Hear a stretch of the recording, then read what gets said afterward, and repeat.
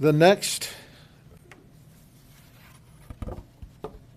event that I'm going to talk about is a vehicle crash.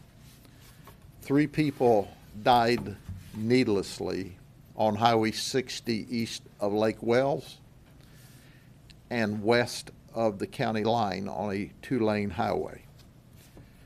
Today I'm going to show you one of the person that passed away. And this is not something we normally do, but it's important to understand. This crash occurred, this triple fatality, at just before 10 p.m. on Saturday night. Hannah Weiser, 22, was driving a vehicle, and she was westbound on Highway 60.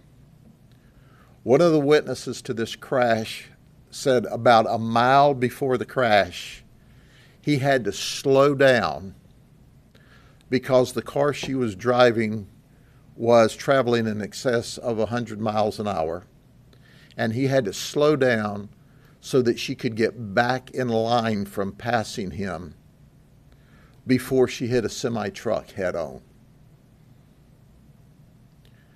So less than a mile from this scene where she died in a head-on collision that she created,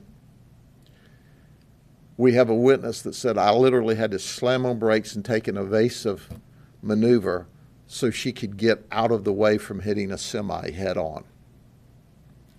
She continued westbound, and a mile later, while driving her black Ford Flex, she chose to pass another vehicle.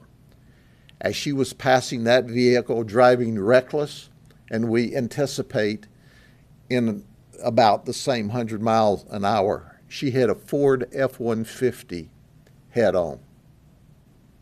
When she hit that vehicle head-on, she killed 2 wonderful people. The people she killed were Luis Rodriguez, who was 54, and Carmen Maldonado, who was 52. They had a 3-year-old child in the back seat, their grandchild. They were returning home from a day at Busch Gardens with their grandchild, minding their own business in their travel lane, doing what was right.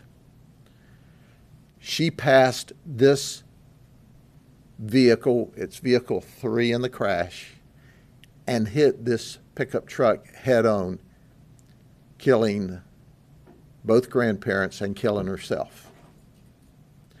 The other folks who are from Great Britain were also involved in the crash. They couldn't get out of the way. They were all treated and released from the hospital. The 3-year-old was air flighted to Arnold Palmer and was subsequently released the next day with minor injuries. They had the child on a concussion protocol because of the viciousness of the crash. But Grandma and Granddad, quite appropriately, had the baby seat belted the right way in the back seat. That's why he survived. But did I tell you that Carmen was also a school teacher at a school in St. Lucie County? Right now, at this time, Carmen should have been in class teaching children. Carmen and her husband were doing the right thing by taking the grandchild to Busch Gardens for a great day, and I understand it was a great day. Hannah had been at the beach that day, was returning, and she was wearing a bikini at the time of the crash. We've talked to family members, and the family members said they know of no emergencies, why she would have needed to have been driving that fast or that reckless. Hannah also left a 3-year-old child without a mother. The 3-year-old was not in the car, but Hannah has a 3-year-old child that now has to grow up without mom. All because of her recklessness, her excessive speed, and We don't know about drugs or alcohol yet. That will be part of the examination that's done by the medical examiner. That will be forthcoming later. But we did find a crushed beer can in her lap that was impaled into her leg. Whether that was an old beer can from in the car or a current beer can, we can't say at this stage of the investigation.